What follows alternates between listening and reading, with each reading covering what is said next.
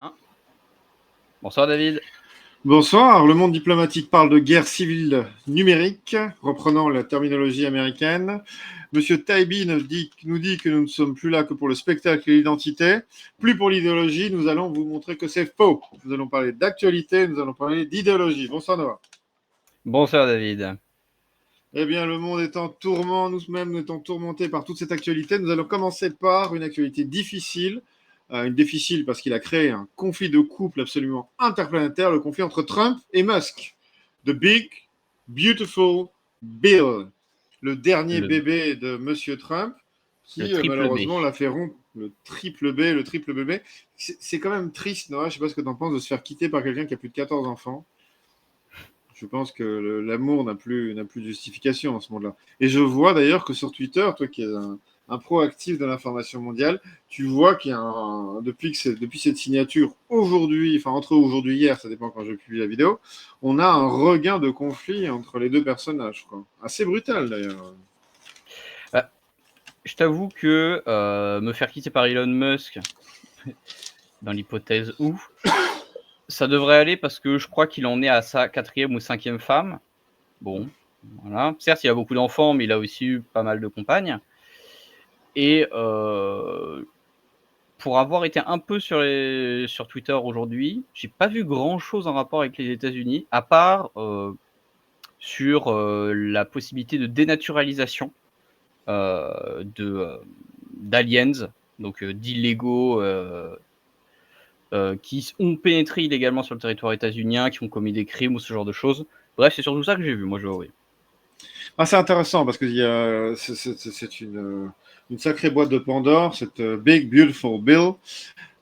Parce que y a beaucoup de volets à cette affaire. On sait par exemple que dans les derniers jours, la Cour suprême a laissé faire, en fait, a laissé plutôt gagner le camp Trump sur le fait de sanctionner les juges refusant d'appliquer le droit. Bon, en démocratie, sans prendre parti, on peut quand même concéder que quand les gens ont voté pour quelque chose qui n'est pas illégal, on aimerait que les juges acceptent l'application de ces mêmes choses.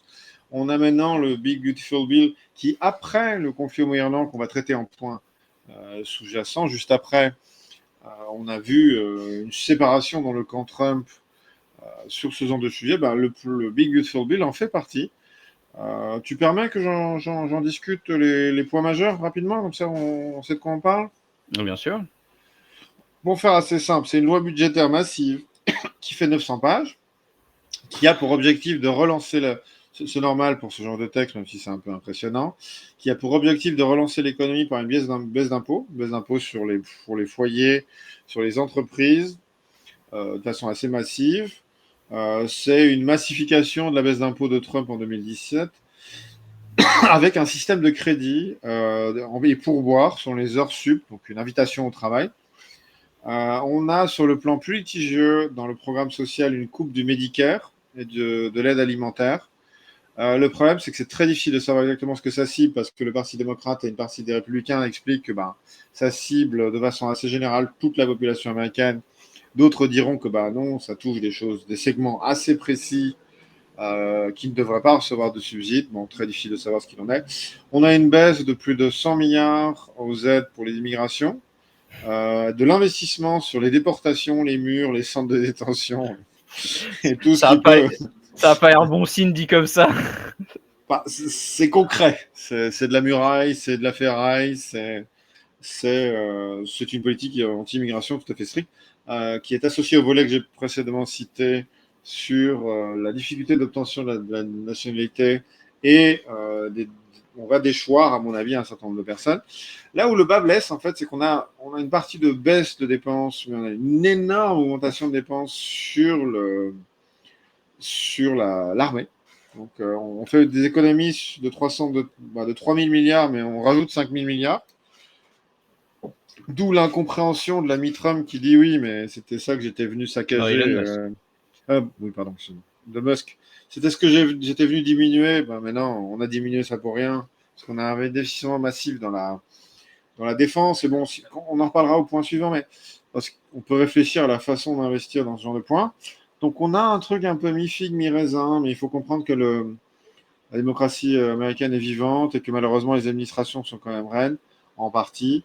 Donc voilà, on a des points centraux qui, pour un homme de droite, d'une certaine droite, pourront être satisfaisants. Diminution des impôts, autant sur la consommation que sur les entreprises, sur les salaires et autres. En même temps, une augmentation des investissements dans la sécurité et l'immigration, avec une diminution des dépenses, des pompes aspirantes de l'immigration. Le point litigieux, probablement le plus, à mon avis, le moins controversé, mais le plus réellement controversé, médiatiquement controversé, le plus réellement controversé, c'est les investissements dans la défense. Parce qu'il faudrait peut-être discuter, mais je pense qu'on en fera une émission, l'obsolescence de certaines techniques, des techniques qui sont, et des outils qui sont sous la férule américaine actuelle. Voilà, bon, c'est 900 pages, c'est pauvrement traité dans l'espace public. J'ai essayé de t'en dépeindre un petit peu un résumé. Qu'est-ce que tu en penses, Noah? C'était quelque chose dont j'avais déjà entendu parler, surtout sur l'aspect augmentation du budget de l'armée. J'avais cru comprendre, moi, que justement tout ce qui était aide sociale, médicaire, on évitait d'y toucher. Mais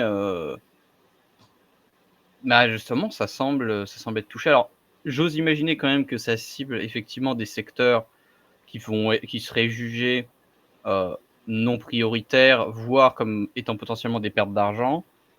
Mais parce que, de fait, pas mal de l'électorat de Trump, est attaché à ce système, vu qu'il y a beaucoup de gens précaires. À voir si, en fait, on a plus d'infos dessus. En fait, il faudrait lire le document en détail. Il faudrait en avoir des analyses,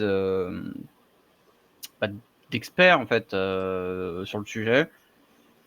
Mais bah, effectivement, je suis plutôt d'accord avec le fait que, Musk, il était là pour effectivement faire lapsus, baisser les dépenses du budget, donner de la marge. Finalement, le peu d'économies qu'il a réussi à réaliser, et ben, ça part dans la défense, dans un contexte qui se comprend certes, mais ça fait quand même mal. Bon, on souligne quand même que, ça s'est calmé entre Trump, et Musk entre-temps. Bon, en tout cas, nous sommes dans les guerres civiles numériques. Je crois qu'il y a brouillard de guerre sur tout ce qui se passe. C'est un peu notre réflexe à chaque fois de se dire, bon, on verra. Ben, c'est encore un sujet, je crois, sur lequel il faudra patienter, même si ce genre de build met quand même des années à avoir effet. Bon, en tout cas, assez mitigé, et je crois que ce qu'on peut au moins admettre, c'est que même au sein des MAGA, ce sont des choses qui vont générer des frictions. Plus que des frictions, à Mmh. mon avis, peut-être même des scissions. Tu peux pas chasser le billion, chasser le milliard par les matins, midi, soir de démilitarisation et de sortir des affaires du monde, et puis relever le plafond de la dette de 5 000 milliards. C'est tout à fait charmant. Ça va poser problème, on verra. Bon, après, c'est l'avantage ou le désavantage de l'épopée Trump. Quel tumulte. En tout cas, l'actualité est toujours riche de Trump. Ça me Et paraît on sûr. n'en est qu'au début, comme C'est toujours, vrai. hein. On n'est qu'à un sixième, enfin non, un huitième de son mandat. Tout à fait. Tout à fait, tout à fait. Et pendant ce temps-là, pendant qu'il se passe des grandes choses aux États-Unis, nous avons toujours le tumulte au Moyen-Orient, même si pour nous c'est le Proche-Orient en réalité. C'est intéressant parce qu'on rentre plus dans le discours, même s'il y a de nombreuses traces selon Courrier International et la CERA, qu'il y a peut-être un round 2 avec l'Iran qui s'amorce entre Netanyahou et les Mollahs. En tout cas, on a eu aujourd'hui des feux, bon, très peu précisé exactement ce qu'il en était, mais des feux dans le sud d'Israël. La presse internationale parle d'une éventuelle victoire, en tout cas d'un bénéfice de la situation des Saouds. On sait quand même que les pays arabes ont plutôt défendu Israël, ce qui est une ironie historique absolument géniale. Ah, On voit, contre l'ennemi commun, hein, l'ennemi de mon ennemi et mon allié de circonstance. on voit quand même que la religion ne fait pas grand-chose face à la géographie. Je trouve ça plutôt drôle. Donc on a des revirements assez intéressants. Bon, honnêtement, je pense que même si nous sommes dans des époques de Kairos, il faudra peut-être prendre son mal en patience. En tout cas, on voit quand même que des choses, ce qu'il en ressort, c'est peut-être la pauvre Ukraine, avec des campagnes absolument formidables du héros Zelensky, pour reprendre la terminologie de la presse française, qui est un peu aux abois, dans le sens où deux choses, c'est que apparemment la production de drones crée, pour reprendre le terme de d'un auteur prolifique dont j'ai oublié le nom, Mersheimer, on parle d'une montée de lave, lui-même parle d'une montée de lave de drones qui est en train de submerger l'Ukraine. Donc on aura une accélération du côté russe face à une Ukraine qui est plutôt lâchée, parce que nous sommes dans un monde où l'Ouest ne s'intéresse, l'Occident ne s'intéresse qu'à la puissance médiatique. Donc les conflits au Moyen-Orient étant plus intéressants d'un point de vue politique, on a sur ce point-là une Ukraine qui est plutôt lâchée, qui semble perdre énormément de terrain sur le sol, sur le concret. Bah, on a eu, je crois, cette semaine l'annonce de la libération, cette fois-ci totale, de l'oblast de Lugansk, si je ne me trompe pas, qui a été annoncée par son dirigeant, donc le dirigeant local. Preuve que les choses avancent lentement sur le terrain, enfin du moins la preuve, a priori que les choses avancent lentement, mais sûrement, vu que vu le rapport de force, les Ukrainiens sont condamnés à se faire grignoter, et les Russes n'ont pas l'air intéressés à l'idée d'y mettre fin tout de suite tant qu'ils peuvent avoir des gains. Peut-être que l'oblast de Donetsk, du coup, lui n'est pas encore libéré et qu'une fois que ce sera fait, les choses changeront. Bon, comme toujours, à voir. En tout cas, nous avons un homme, l'homme de l'opportunité, l'homme du spectacle, l'homme de la présence médiatique, Monsieur Macron, qui n'avait plus parlé à Poutine depuis 2022 et qui s'est dit, j'ai trouvé un coup d'éclat. Je ne voudrais pas que les Américains aient le monopole. Et il cite nommément les deux acteurs, deux personnages méprisés en Europe, Monsieur Orban et son compère d'Europe de l'Est, dont le nom m'échappe, étant les seuls interlocuteurs. Il a nommément dit j'appelle Poutine. Joseph Tiso, peut-être. Absolument, merci. Absolument, merci pour ça, Noah. Qui appelle à un cessez-le-feu et qui dit nommément que les seules causes qui pourraient amener la paix en Ukraine sont la diplomatie. Donc on a un Macron qui essaye de profiter de l'absence d'intention d'une partie des dirigeants mondiaux pour attirer les spots vers lui. Je vous avoue très honnêtement, avec tout le respect que je dois à la France, que je ne suis même pas certain que cet appel ait eu lieu, étant donné que c'est Emmanuel Macron et que c'est un homme de spectacle. El País précisera que les motivations étant purement européistes de la part de Macron, que Poutine aurait souligné la responsabilité de l'Occident dans la situation et que Macron aurait défendu les droits des pays à disposer d'eux-mêmes. On a une romance absolument formidable. Je pense honnêtement que peut-être que Macron vient de sauver l'Ukraine. Ouais, bon. Ça va rien changer, hein, comme d'hab. Bon, Politico, The New York Times et le Corriere della Sera et El País rapportent à peu près la même histoire, une discussion entre les deux hommes et un Macron qui souligne le besoin de cesser le feu le plus rapide possible et la paix. Très important. Oui. Donc on salue la France pour son effort diplomatique gaulliste. On voit quand même la puissance de la troisième voie dans les actions de Macron. On est tous très fiers. Dans un registre plus concret, non mais tu veux parler en tant que Français peut-être sur la question? Non mais enfin, que veux-tu qu'il y ait à dire? Il n'y a rien à dire. Il ne se passera rien. La voix de Macron et la voix de la France de Rochef ne valent pas grand-chose. Donc, rien à dire. Très bien. Dans le registre je parle, donc je parle, et je fais, donc je fais.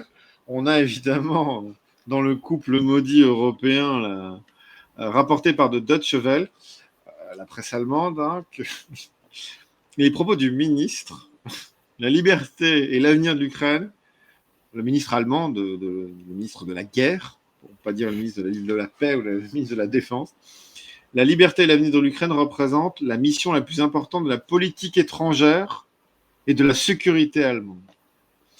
Rapporté par le Courrier international. On a plutôt quand même une poigne un peu plus énergique du côté allemand, avec une nuance néanmoins qui, à mon avis, amoindrit, voire anéantise le propos.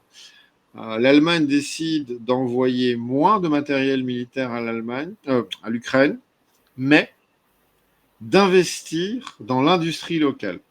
On ne sait pas très bien si c'est pour apprendre comment les Ukrainiens ont réussi, sous contrainte, sous la guerre, à avoir une production industrielle militaire à peu près correcte. On sait qu'outre-Rhin, on a des immenses difficultés à relancer la machine. C'est normal, elle est éteinte depuis un certain temps, peut-être au bénéfice de tous les Européens d'ailleurs. Donc voilà, on a deux façons de faire. On a un Latin qui appelle Poutine pour lui proposer à bouffer. Et on a un Allemand qui est un petit peu plus déterminé dans sa position, même si en réalité, si on y réfléchit, je ne suis pas du tout sûr que ces positions ne soient autre chose que des postures. J'aurais tendance à croire que les Allemands pensent plus ce qu'ils disent, mais est-ce qu'ils en feront davantage? Ça, leur économie l'économie allemande est déjà presque au tapis actuellement. Pour l'économie française, c'est pas la folie non plus, hein. Mais ils sont pas vraiment en posture de faire grand chose. Disons qu'il y a une puissance d'investissement en Allemagne. Oui. Bon, déjà qu'ils s'occupent de relancer leur propre économie et puis après ils verront. Je ne sais Actuellement, pas. c'est toujours pas le cas. Bon, en tout cas, on voit quand même que l'Occident se trémousse dans ses déclarations comme une danseuse tout à fait peu crédible. Dans le registre des tensions dans le monde qui sont un petit peu masquées par le Moyen-Orient, même si je crois que celle-ci a beaucoup plus percé l'information internationale, même si, sans être complotiste, je me permettrais de relativiser cela, puisque la presse elle-même parle d'une montée des tensions entre l'Azerbaïdjan et la Russie depuis l'hiver passé, une diplomatie à couteau tendu. Bon, honnêtement, l'événement qui nous tient ici de conversation, c'est la mort de 2 citoyens russes d'origine azerbaïdjanaise lors d'une descente de police en Russie. Et le gouvernement de Bakou aurait souligné le manque de respect des minorités en Russie. Je suis extrêmement mal pensant, mais je pense aux Ouïghours, je pense à toutes les méthodes atlantistes pour toujours utiliser les minorités contre les États. Je dois avouer que ça semble un petit peu signé. Je ne sais pas ce que tu en penses, mais...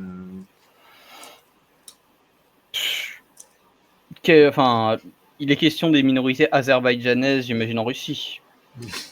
Il y en a, enfin, les Azéris, plutôt, quoique les Azéris, je ne sais plus si ça désigne l'ethnie, mais ça désigne à coup sûr l'ethnie.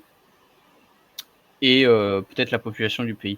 Mais bref, il y a, historiquement, la Russie et l'Azerbaïdjan sont des pays qui sont assez proches. Pas besoin de rappeler l'histoire de l'URSS, l'Empire russe, tout ça.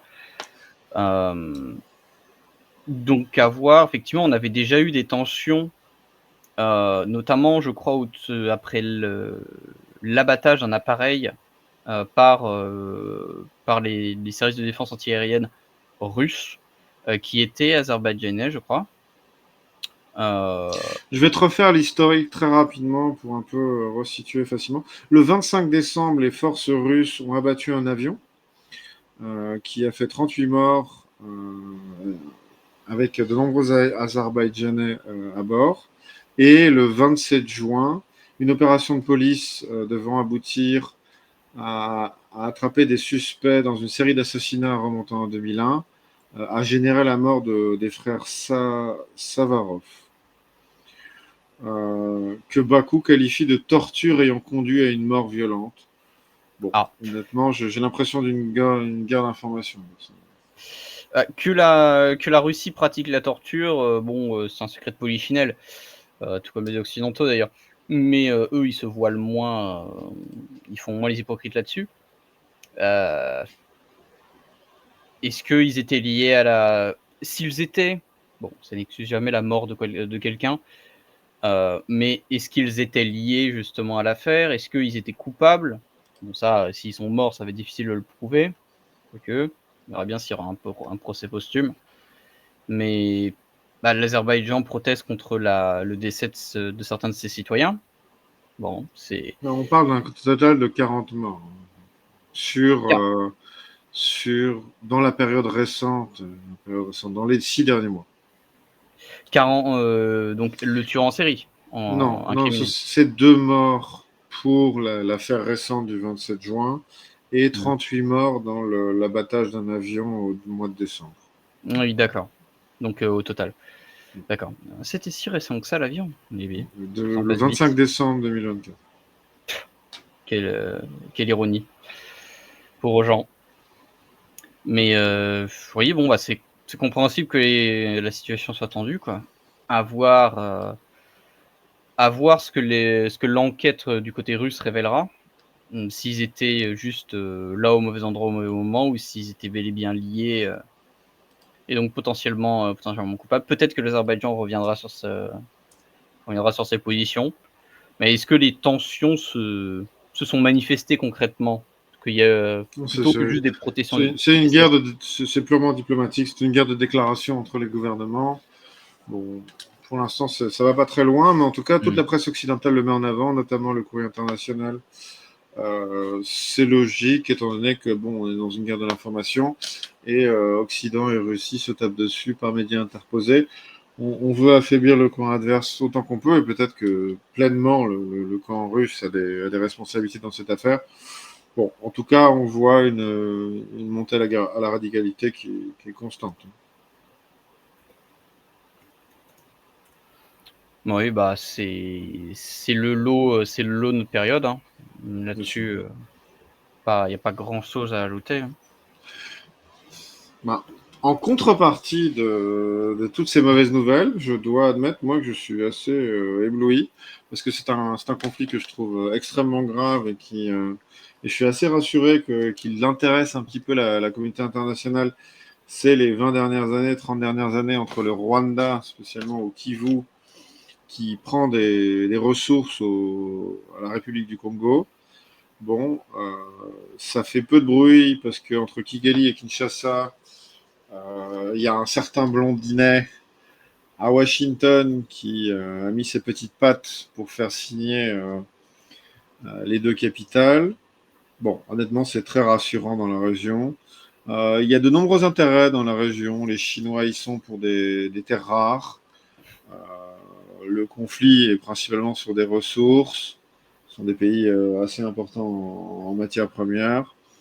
Bon, ça fait peu d'informations, mais je pense que c'est vraiment quelque chose qui va apporter beaucoup de stabilité en Afrique centrale. Je sais pas ce que Bah, tu en penses.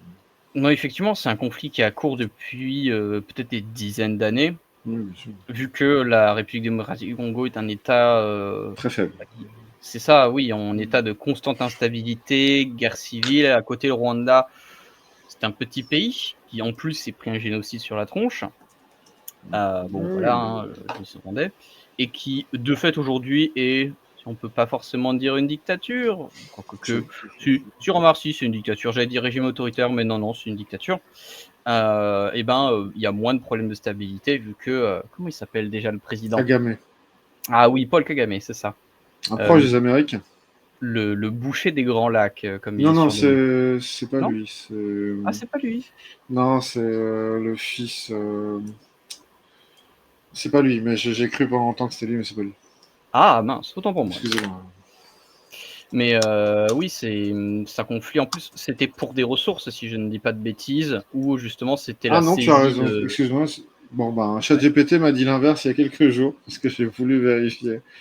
Mais le boucher des Grands Lacs, c'est effectivement Paul Kagame. Mais je pensais que c'était le président congolais, selon les. Oh, non, écoutez. Non, ça aurait eu peu de sens vu que la République démocratique du Congo n'est pas dans les Grands Lacs. Pas loin, mais elle n'y est Elle n'y est pas. Mais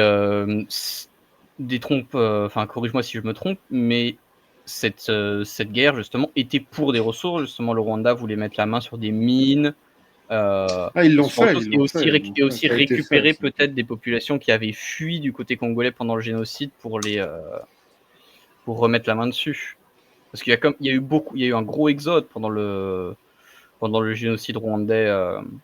Beaucoup de gens ont fui au Congo Non, quand justement c'était dans des camps de compliqué. réfugiés. Oui, mais la situation est assez compliquée et les fruits du génocide n'ont pas apporté la cible. Et le départ de l'armée française, je suis pas français, donc on n'y voyait pas de parti pris. Euh, disons que le départ d'une partie des puissances occidentales n'ont pas stabilisé la région. Pour reprendre les travaux d'Nguyen, c'est sûr que les Américains et les Chinois se partagent la région avec beaucoup plus d'indifférence sur les conflits, voire plutôt une satisfaction des conflits. Ce qui est un peu problématique, effectivement, pour le voisin congolais, c'est que le Congolais est un État faible avec une armée particulièrement impuissante Ah oui. face à une armée expérimentée et plutôt efficace qui est celle du Rwanda. Un pays qui, sur le Nord Kivu, se fait constamment attaquer. Bon, ce sont des guerres de ressources, mais avec une armée structurée face à un État déliquescent, tout simplement. Mais c'est ça, les milices sont très nombreuses, les milices contre l'État central qui plus est sont très nombreuses en RDC. Donc quand l'armée n'est pas juste inefficace, elle a une fâcheuse tendance à faire des coups d'État en RDC. Bon, qui est enfin la peste ou le choléra pour les pauvres Congolais de Kinshasa. Tout à fait. Bon, en tout cas, je trouve ça vraiment une très très belle grande nouvelle. Même si, bon, c'est un peu le problème de l'évanescence de l'époque. Très difficile à dire le niveau de stabilité que ça offrira. Très peu, très difficile à dire ce que Trump peut offrir. Quel est Quelles le sont les cachet de garanties? Trump? Honnêtement, Israël, Iran, on n'a aucune certitude que cette paix soit une stabilisation. Trump avait promis la paix en Ukraine en 100 jours. Je crains que cette date soit Bon, périmée. Maintenant, là, il il a quand inverse même son propos. réussi. Là, il a quand même réussi à faire signer un papier. Quoi que dise ce papier, voilà. Et je pense que les États-Unis pourraient, avec moins de problèmes, venir mettre une claque à l'un ou aux deux parties sans trop de problèmes. Alors qu'avec la Russie, c'est compliqué. Avec Israël, ce n'est pas envisageable. Avec l'Iran, c'est un peu dangereux. Là, la RDC et le Rwanda, je pense que Trump n'aurait pas trop de mal à avoir la main lourde, même si c'est quand même improbable. Le problème, c'est qu'il va devoir demander l'autorisation à Pékin. C'est pas évident. Et Pékin, Pour ne pas toucher les avoirs chinois dans la zone. je crains malheureusement que les Chinois soient bien plus installés dans cette région. Ah, Enfin surtout, oui, non, c'est peut-être mieux pour économiquement et auprès les des Africains, producteurs mais locaux. bon voilà. Et en tout cas, je trouve ça plutôt une bonne nouvelle. Pris en tant que tel, on verra le lien entre la réalité, le Ouais. déclaratif et la valeur des productions diplomatiques et institutionnelles de Trump. Bon, voilà. De manière générale, la paix est souvent souhaitable, pas toujours, mais souvent, souvent souhaitable, d'autant plus dans un conflit meurtrier que celui-ci s'arrête et toujours une bonne chose. Après, de là à pouvoir, faire effectivement, des procès, notamment contre Paul Kagame, hein, qui est accusé, je crois, de crimes contre l'humanité et de génocide. Bon, voilà, hein, la Cour pénale internationale, on sait que ça vaut pas grand-chose, donc il y a pas grand-chose à espérer de ce côté-là. On verra. Mais c'est plutôt une bonne nouvelle, je crois. Et j'espère qu'en tout cas, ça va rapprocher les différents camps. Mmh. Saluons les membres du Discord et toutes les personnes que nous représentons par notre travail, la communauté et des gens pensants. Et traitons du sujet suivant, les femmes en politique. Il y a de nombreux textes qui sont sortis. Euh, Trigger warning, ça va être désagréable. Femmes Femme passionnée de politique, on vous admire, mais ne prenez pas ça trop au sérieux. En fait, de nombreuses études. Pour servir de protection, c'était un sujet à la base de Flavie qui n'a pas pu faire l'émission ce soir. C'était censé être traité par une femme. Voilà, nous sommes protégés. Bon, notre caution féminine d'or. Donc, des hommes vont pouvoir devoir de l'intérêt. En fait, un article du CIAO a fait une synthèse un petit peu de ce qui sort maintenant des travaux de Jonathan Haidt, notamment, et des analystes en psychologie de la personnalité et en sciences politiques. Jonathan Haidt est un spécialiste de la question morale euh, qui fait une analyse des profils psychologiques et de leur intérêt en psychologie. On a un article du Figaro qui souligne en fait la tendance progressiste, en fait, entre guillemets, à cheveux bleus des femmes, dans l'espace visible de la politique. Et, j'en profiterai pour souligner un petit peu les résultats assez durs de la psychologie comportementale, qui souligne par exemple que les 2 premiers indicateurs de l'adhésion à des idées progressistes sont l'exposition à un cours d'idées progressistes et une faible intelligence verbale. Donc il faut rater un test de QI pour être progressiste, particulièrement dans les compétences verbales, donc ce qui aurait de la logique. Bon, les femmes en politique, ça a quand même été des grandes choses. Rosa Luxembourg, Simone de Beauvoir, Madame Tu es Badinter, Madame Ma- Badinter, Margaret Thatcher. Margaret Thatcher. Bon, c'était Et un homme. on pouvait pas la taxer d'être de gauche, Margaret Thatcher. Donc voilà, on a un paysage politique et peut-être que Giorgia Meloni, actuellement. Mélanie, Mais Meloni est de droite, c'est une conservatrice, horrible néofasciste, donc au ça ne moins compte ça. pas. Donc la femme de gauche est une figure politique extrêmement forte, mais peut-être l'expression, dans une certaine mesure, de la dépolitisation contemporaine. Bah, moi, ça m'évoque des sondages / expériences statistiques que j'avais vu concernant la Corée. Évidemment la Corée du Sud, hein, parce qu'on n'a pas grand-chose sur la Corée du Nord, mais bizarrement, où la divergence politique moyenne, bien sûr, entre les hommes et les femmes était à son plus fort dans cette génération, les hommes étant de plus en plus conservateurs, au moins conservateurs, on va dire, et les femmes étant de plus en plus liberal, donc progressistes au sens dans l'acceptation française. Donc là-dessus, on a à voir si ça se reproduit également en France. C'est pas impossible, mais je pense pas qu'on ait trop de statistiques là-dessus, malheureusement. Ce qu'il faut souligner, et ce qui est un peu inquiétant, c'est que le camp féminin est plutôt pour la censure et plutôt dans une défense de ses propres idées assez agressif, en fait. Agressif, pardon. Je pense que de toute façon, en démocratie, expliquer les tendances comportementales ou autres que liées à la raison est un non-sens, parce que on postule la capacité de chacun à voter, et l'homme a ses propres déviances. Hein.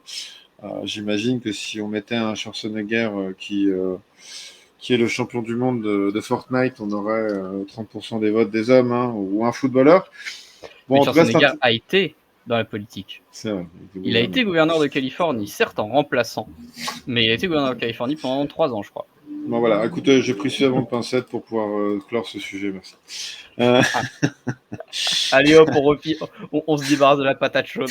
Non, c'est bon, c'est bon, Flavie, elle fera toute l'émission, elle fera 4 heures d'émission dessus.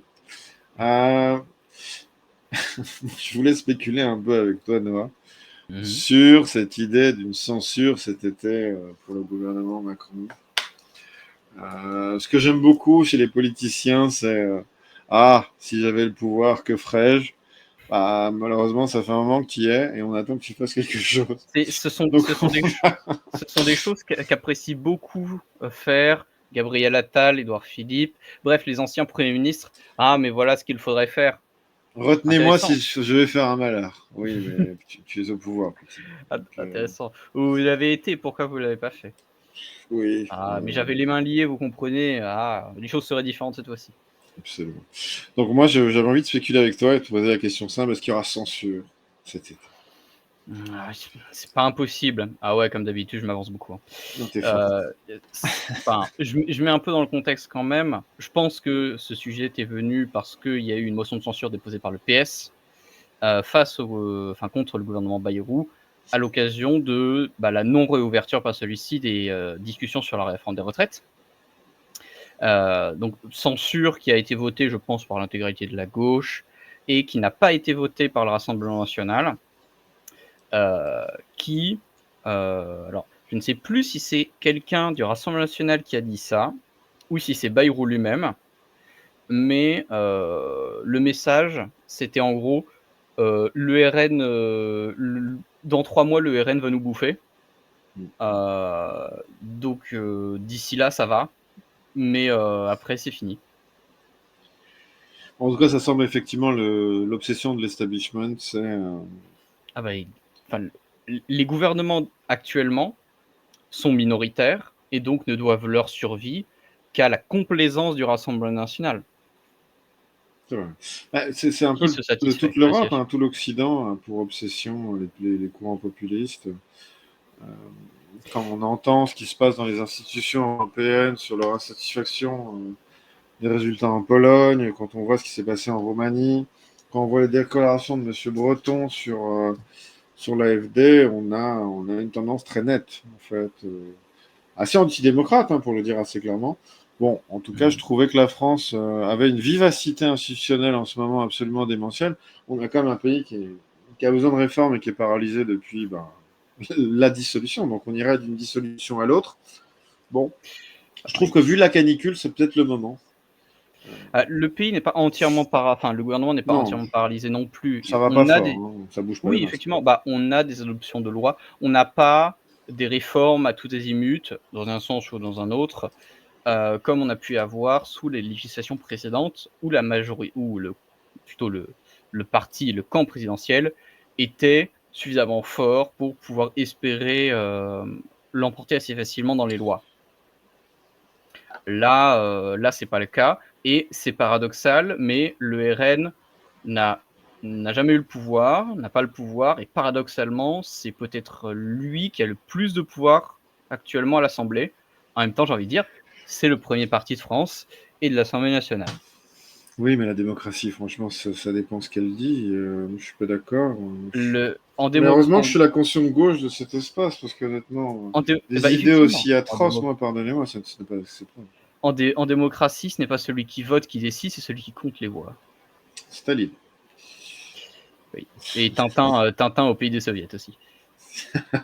Très bien. Très Référence bien. franco-belge, Merci, ça merci, devrait merci plaire. de me faire honneur, ma fille. Bah, dans la continuité du propos, je voulais traiter un sujet peut-être 5-10 minutes. J'annonce aussi qu'il est officiel que les USA viennent de stopper toute aide militaire à l'Ukraine. Il y a cet après-midi aux États-Unis, information importante. Il faudra en faire quelque chose, mais malheureusement, l'émission tourne et il est un peu tard. Noah, peut-être une réaction à ça? Ça change quand même fort les choses, hein. Bah, à voir en fait, ce que représentait l'aide militaire états-unienne depuis l'arrivée au pouvoir de Trump. Faut voir si c'est le système informationnel, c'est tout, c'est la guerre est finie. Bah, si effectivement il ne bénéficie plus des renseignements états-uniens, ça va faire très mal. Si les flux de matériel avaient déjà diminué avec Donald Trump, si, bien sûr, dans ce cas-là, l'impact va être moins important, mais ça représente quand même du matériel, en moins. Si jamais ça concerne les flux financiers, heu, dans tous les cas que ce soit matériel, financier ou de renseignement, ce n'est pas une bonne nouvelle pour l'Ukraine. Honnêtement, si c'est le renseignement, la guerre est finie. Bah, bon, je ne doute pas Si, quand même qu'ils doivent avoir un service de renseignement qui a bien si non, les Ukra ils ont les combien de satellites, hein? non, mais les U oui, mais les on peut toujours faire usage du renseignement de terrain. C'était l'erreur des États-Unis, hein, tout miser sur le numérique. C'est vrai, mais bon, sans le réseau informationnel Starlink ou équivalent, Ça va être Mais très très compliqué. Starlink n'est pas lié au gouvernement états-unien. Bah, la NASA et SpaceX, moi je distingue pas les deux, excuse-moi. Ah, c'est pourtant c'est différent. L'Ukraine a des droits d'exploitation. Bon, ils sont spécifiques, ils n'ont pas le droit d'en faire un usage militaire, bref, c'est bizarre. Mais effectivement, l'Ukraine n'est pas en bonne posture, quel que soit ce qui a été retiré, ce que ça signifie. Bon, très bien. Je pense qu'on en fera quelque chose dans les jours qui viennent, parce que si ça prend de l'ampleur, c'est quelque chose de fondamental. Dernier sujet, putain, un sujet plus philosophique. J'étais assez peu sensible au concept de post-vérité, mais je suis tombé de façon répétitive sur des vidéos entièrement faites par l'IA qui déclaraient un contenu complètement faux. Donc, j'ai vu 2 vidéos, dont une qui expliquait la sortie d'Orban de l'Union européenne. Euh, une vidéo très bien faite, avec un contenu... ça s'entend que c'est de l'IA, mais c'est assez bien fait. Et une autre aussi nommément faite par les Chinois, pour le coup. Je n'ai pas d'acrimonie pour les services chinois quand je sais la présence des services américains sur mon sol. Je crois quand même qu'on rentre dans un monde assez bizarre et qu'il va falloir comprendre nous sommes des petits artisans. Abonnez-vous, faites un like. Nous lisons les articles et nous vous rapportons ce qu'il en est, et nous essayons de faire preuve d'esprit critique. Mais quand je vois progressivement ce nouveau mouvement qui est vraiment la production d'informations fausses à l'état brut, je me dis quand même que ça va poser des difficultés tout à fait sérieuses. C'est terrifiant. Au-delà de certains points plus spécifiques que représenterait l'IA pour des professions ou quoi que ce soit, là on est face à une potentielle falsification, on va dire ça, hein, 100%. de la réalité la réalité perçue de l'information. C'est terrifiant et je vois pas trop ce qui pourrait être fait contre, hein, très honnêtement. En Il y tout a cas, la vidéo en question produisait des dates, des documents, des personnes qui émettaient les commentaires. C'est infalsifiable à moins de vérifier pièce par pièce. Bon, on est suffisamment connaisseur du sujet, donc on sait que si Orban avait fait des déclarations de cet ordre et si l'institution de son pays avait pris ces démarches, on serait au courant. c'est Mais ça. c'est compliqué. C'est-à-dire qu'il faut un certain niveau de connaissance pour pas tomber dans le panneau quand même. Bah, on a toujours la bonne vieille technique de comment se prémunir d'une information fausse, a priori fausse bien sûr, c'est d'aller vérifier, d'autres sources. Est-ce que d'autres sources en parlent?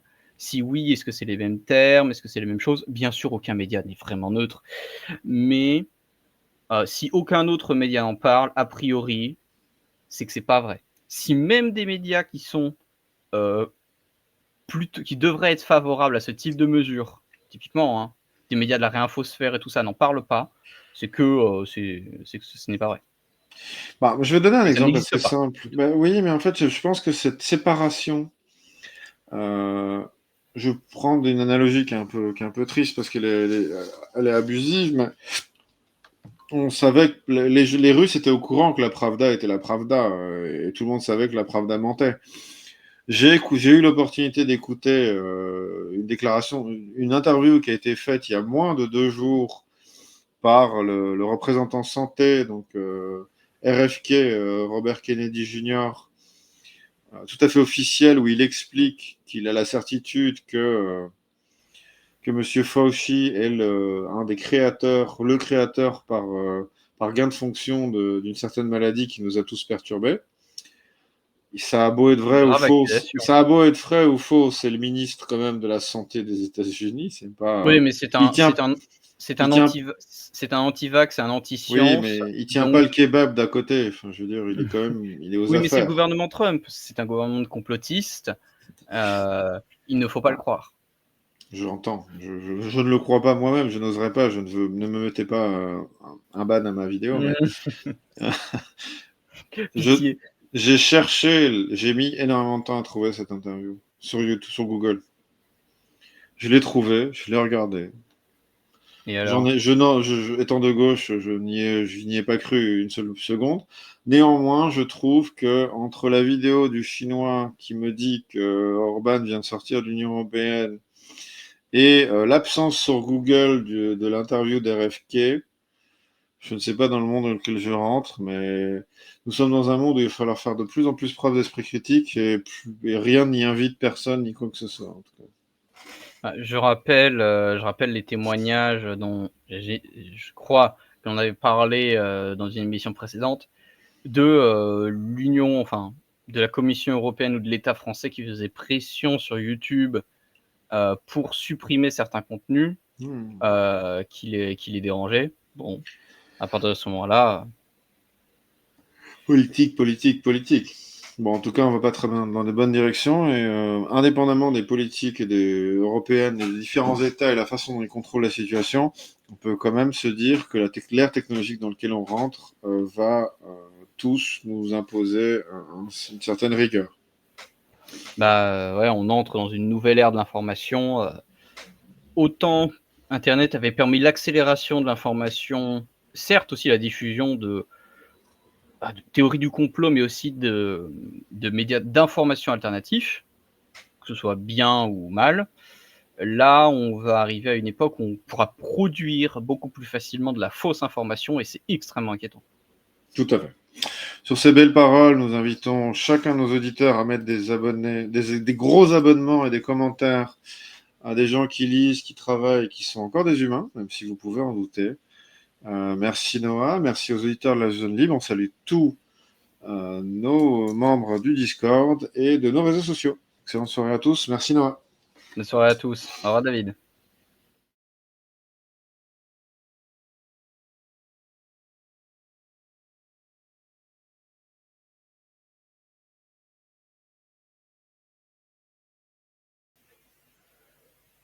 Dans la dysphorie des dissociétés contemporaines, il faut garder son esprit critique, soutenir la zone libre, s'abonner à ses réseaux et partager.